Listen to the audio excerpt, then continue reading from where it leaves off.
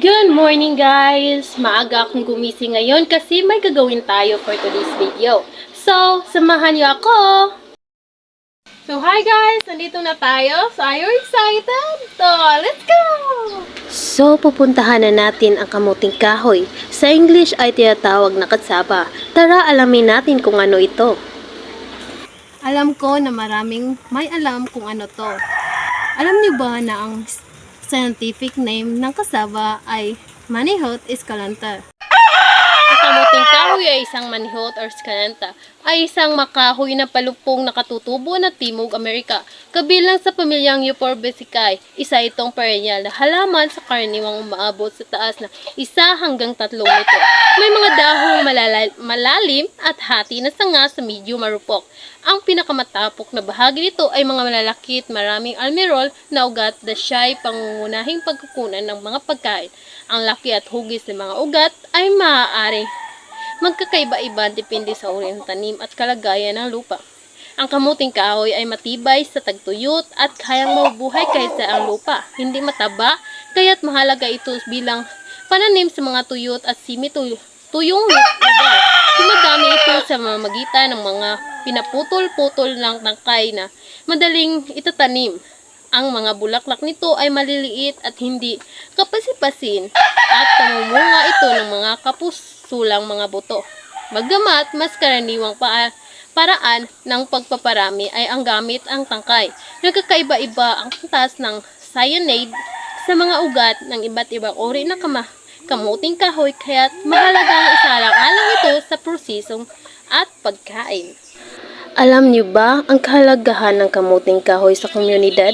Malaki ang papel ng kamuting kahoy sa mga komunidad sa buong mundo, lalo na sa mga papaunlad na bansa dahil sa iba't ibang gamit nito. Isa na dito ang pang-ekonomiyang gamit. Ang kamuting kahoy ay isang pangunahing pagkain na pinanggagalingan ng maraming carbohydrates para sa milyong-milyong tao. Nakakatulong ang pagtanim nito sa seguridad sa pagkain at kabuhayan ng maraming magsasaka.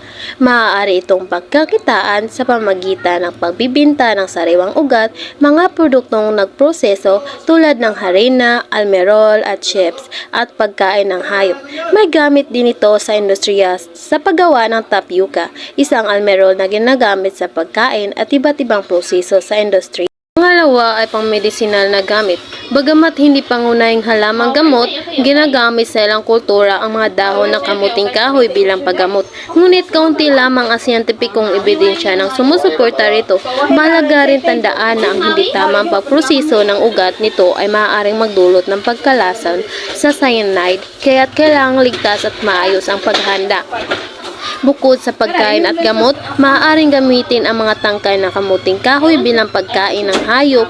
Mahalaga rin ang halaman sa crop rotation systems dahil nakatutulong ito sa pagpapanatili ng kalusugan ng lupa.